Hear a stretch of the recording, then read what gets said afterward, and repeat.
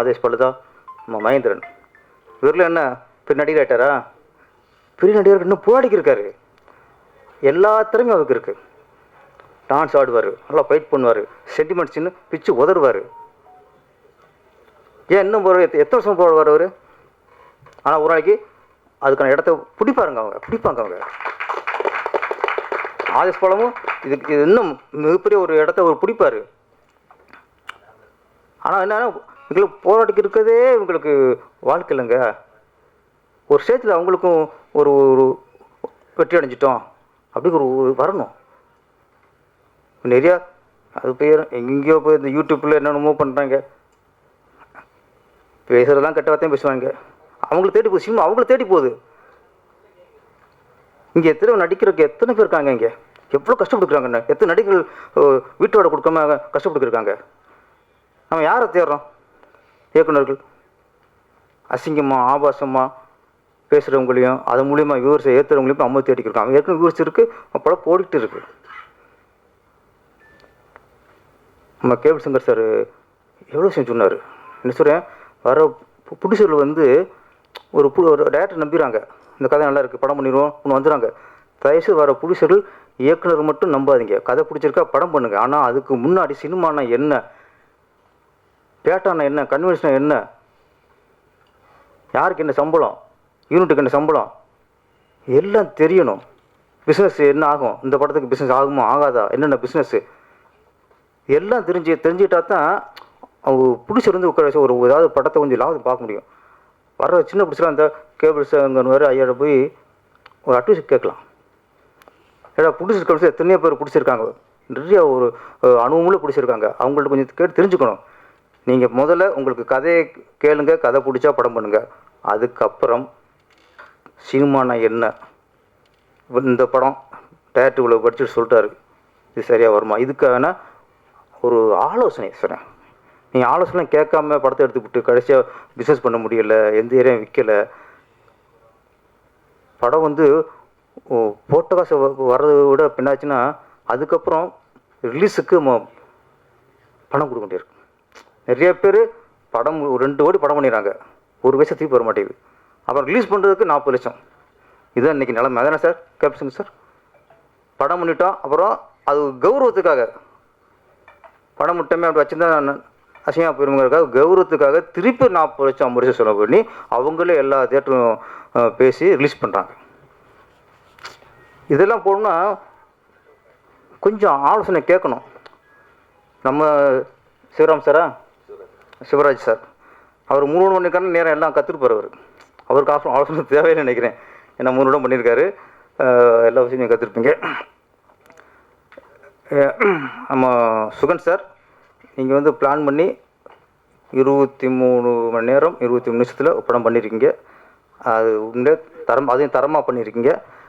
திரும்ப அடுத்த முயற்சிகள் இது மாதிரி நீங்கள் பண்ண வேணாம். ஒரு சாதனை போதும். நீங்கள் அதுக்கப்புறம் நீங்கள் ஒரு 20 நாள் 30 நாள் கூட படம் பண்ணுங்கள்.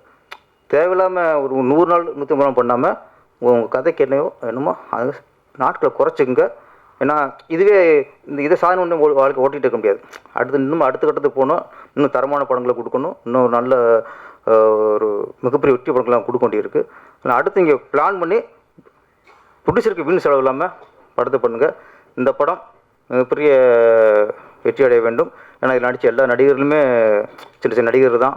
அதனால் இந்த படம் வெற்றி அடைஞ்சால் சாம்ஸ் இன்னும் பெரிய ஒரு நாளைக்கு ஒரு 10 லட்சம் வாங்குற மாதிரி. ஆமாம், நான் கூப்பிட்டா ஒரு நாளைக்கு 5 லட்சம் வாங்கிக்கிறேங்க. மற்ற டைரக்டர்லாம் 10 லட்சம் வாங்கிக்கிறேங்க. இந்த மாதிரி எல்லாம் இந்த சம்பத்ராம் எல்லாருமே சினிமாவை கட்டி பிடிச்சி உருளாருங்க. அதான் வேறு ஒன்றும் சொல்ல முடியாது. அதனால் சினிமாவை கட்டி பிடிச்சி விட மாட்டாங்க அவங்களாம். அவர் ஆமாம், இங்கே தான். ஆமாம், நான் சொல்ல உண்மை தானே. எங்கேயும் போவோம் நடிகர்கள் உண்மைதான். அதனால் நடிகர்களில் தயவுசெய்து சினிமா இளம் இயக்குநர்கள் சினிமாவை நம்பியிருக்க நடிகர்களை கைவிடாதீங்க. நன்றி, வணக்கம். நண்பர்களுக்கு என்னுடைய பணிவான வணக்கம். அதிகமாக பேசக்கூடாது, டைம் ஆகிடுச்சு. இருந்தாலும் எல்லாத்தையுமே சொல்லி ஆகணும். இந்த படம் சில கசப்பான விஷயங்களும் இருக்குது, ரொம்ப சந்தோஷமான விஷயங்களும் இருக்குது. இந்த படத்தில் முதல்ல நான் நன்றி சொல்கிறது யாருன்னா விச்சூர் தலைவர் சங்கர், அவருக்கு தான் நன்றி சொல்லணும். ஏன்னா இந்த படம் தொடங்குறதுக்கு அவர் தான் முன் உதாரணமாக இருந்தார். ஸோ சில காரணங்களால் அவர் பண்ண முடியாமல் போயிடுச்சு. அதுக்கப்புறமா ஆர்சிசி பில்டர் சதாசிவன் ஒருத்தர், அவர் இந்த படத்தை முடிக்கிறதுக்கு காரணமாக இருந்தார். அவருக்கும் நான் நன்றியை சொல்லிக்கிறேன். மூணாவதாக பார்த்தீங்கன்னா, கடவுளை நம்ம பார்த்துருப்போமா நீங்கள் கேட்டிங்கன்னா எல்லாருமே கடவுளை பார்க்கல. ஆனால் கடவுள் ரூபத்தில் யாரையாவது பார்த்தேன்னு சொல்லுவாங்க. நான் இன்றைக்கி வரையும் கடவுளாக பார்க்குற ஒரு மனிதன் யாருன்னா என்னுடைய தயாரிப்பாளர் சிவராஜ் சார் தான். ஏன்னா இந்த படம் பண்ணும்போது அவர் ப்ரொடியூசர் கிடையாது. ஒரு நாளில் ஒரு படம் பண்ணணுன்னா விச்சூர் தலைவர் சங்கரனை போய் பார்த்தேன். அவர் பேசினேன், அவர் பண்ணுறேன்னாரு. அதுக்கப்புறம் பண்ண போகும்போது சில சந்தர்ப்பவாதிகள் வந்து அவரை பண்ணக்கூடாது, நீங்கள் தலைவர் நீங்கள் பண்ணிங்கன்னா மாட்டிப்பீங்கன்ட்டாங்க. இன்றைக்கி காலையில் ஷூட்டு, காலையில் 10 மணிக்கு, மதியம் 2:30 மணிக்கு ஷூட்டு, காலையில் 10 மணிக்கு அவர் முடியாதுன்னு சொல்லிட்டாரு. அந்த தருணத்தில் ஒருத்தர் எனக்கு கால் பண்ணி பேசுகிறாரு, சுகன் வாழ்த்துக்கள், கதறி அழுகுறேன், சார் ப்ரொடியூசர் பண்ண முடியாதுன்ட்டார், என்ன பண்ணுறது தெரிலன்னு. அப்போது அவர் தான் ஆர்சிசி சதாசிவன்ட்டு, நான் இருக்கேன்ப்பா, அப்பா இருக்கேன்ப்பா, நீ பண்ணுப்பான்னாரு. ஸோ அவரால் முடிஞ்சதோ இல்லையோ அன்றைக்கி சொன்ன அந்த வார்த்தை படத்தை முடிச்சிட்டேன். அதுக்கப்புறம் பார்த்தீங்கன்னா ஃபுல் டைட்டு போலீஸ் வரையும் வந்துடுச்சு. பெரிய ப்ரெஷர், பேமெண்ட் கொடுக்க முடியல, அது இது நரகத்தில் இருக்கிற மாதிரி நின்றுட்டு இருக்கோம். போலீஸு சாம் சார் மூலிமா போலீஸ் வந்து சாம் சாரும் வந்து பெரிய சப்போர்ட். சாம் சாருக்கு தான் நன்றி சொல்லணும். ஏன்னா அந்த டைமில் லைட் யூனிட் வந்து லாக் பண்ணிட்டாங்க, நீங்கள் காசு கொடுத்தா தான் வெளில போக முடியும்ட்டு எல்லாரும் உள்ளே மாட்டிக்கிட்டோம். அப்போது சாம் சார் தான் ஃபோன் பண்ணி போலீஸ் வர வச்சார். போலீஸ் வந்து அடுத்த செகண்டே எல்லாத்தையும் கிளியர் பண்ணி ஒரு லெட்டர் ஒன்று எழுதி கொடுத்தாங்க, நாளைக்கு கொடுத்துறேன்னு சொல்லி நான் விட்டுறேன்னு. நானே, என் ஒய்ஃபு, என் பையன் 3 பேரும் அப்படியே அழுது நிற்கிறேன். என்ன பண்ணுறதே தெரியாமல் நின்றுட்டு இருக்கும் போது போலீஸ் வந்து சப்போர்ட் பண்ணாங்க. அதுக்கு சாம் சாருக்கு ரொம்ப ரொம்ப நன்றி சார். இந்த படத்துக்கு வந்து என்னை கெஸ்ட்டாக கூப்பிட்டதுக்கு ஆதேஷ் பாலாவுக்கும் ஜெனீஷுக்கும் நன்றி. நான் இந்த படம் பார்க்காம இந்த படத்தை பற்றி பேசக்கூடாது. ஆனால் வந்து இந்த படத்தை நான் பார்த்துருவேன் எப்படியும். ஏன் பார்க்கலன்றதுக்கு காரணம் என்னென்னா, திடீர்னு நான் கொஞ்ச நாளாக நடிகனாக ஆகிட்டேன். ஒரு 4-5 படம் நடிச்சிட்ருக்கேன். அதில் வந்து இன்றைக்கி காலையில் ஷூட்டிங் இருந்தால் வரேன்னு சொல்லிட்டு இவர்கிட்ட வேறு சொன்னேன். அவர் வந்து இல்லைனா வரேன்னு. கடைசியில் ஷூட்டிங் கேன்சல் ஆகிடுச்சு. நான் ஒரு சின்ன டப்பிங் பண்ண வேண்டியதாக கட்டாயமாகி போயிடுச்சு. அதனால் போக வேண்டியதாகிடுச்சு. ஒரு நடிகனாக இருக்கிறது எவ்வளோ கஷ்டம்னு இப்போ நல்லா தெரியுது எனக்கு. சின்ன படம் எடுக்கிறதே கஷ்டம், படம் எடுக்கிறதே பெரிய சாதனை தான்.